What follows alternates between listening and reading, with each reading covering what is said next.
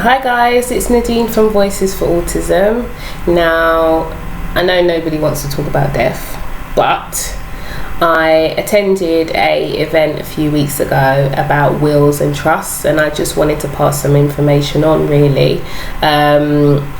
Many of you might not have a will, might not have thought about a will, but if you do have a will, you might want to think about opening a trust for your young person with a disability, mainly if they've got a learning disability. Now, what I understood from the event that I went to was that your young person could be quite vulnerable to others. If they've come into a large sum of money, people could befriend them and so forth. Also, if they do inherit a large amount of money, this could actually affect their benefits, the type of benefits that they get coming in from the local government, and that could get pretty messy.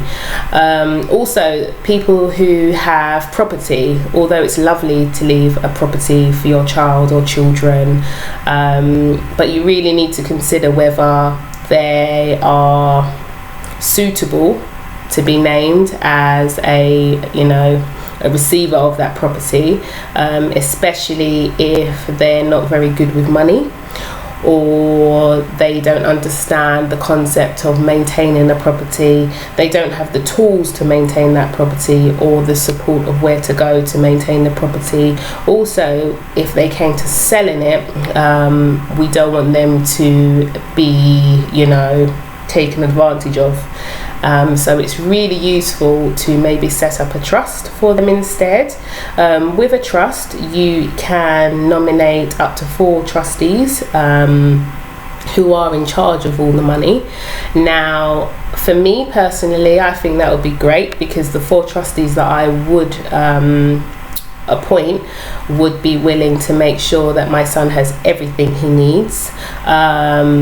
And they would be sensible enough to come to an amicable decision about what he needs, and if it's feasible for him to have it, is it cost effective for him to have it. So it's all these things that you need to consider when appointing trustees. It also, something for you to consider would be a letter of wishes. So when you do pass away, your letter of wishes would outline exactly what you want to happen going forward, in terms of, it could be your funeral, it could be a local church that you attend, it could be that your child has a yearly holiday to Spain that you want to continue happening. You may want them to just continue leading the same life that they have led, and in your letter of wishes that would happen, because the trustees would make it happen. Also, if somebody felt that the trustees were not spending the money the way that you wanted them to, you could say, actually, the letter outlines this, and that would be proof that you're spending the money the way that you've been asked to spend the money. So I feel that trusts are a way forward for our young people with a learning disability, and it also makes sure that the money's safe. Trusts are not cheap. They're not cheap to set up at all, but long term it may be something that you would like to look into.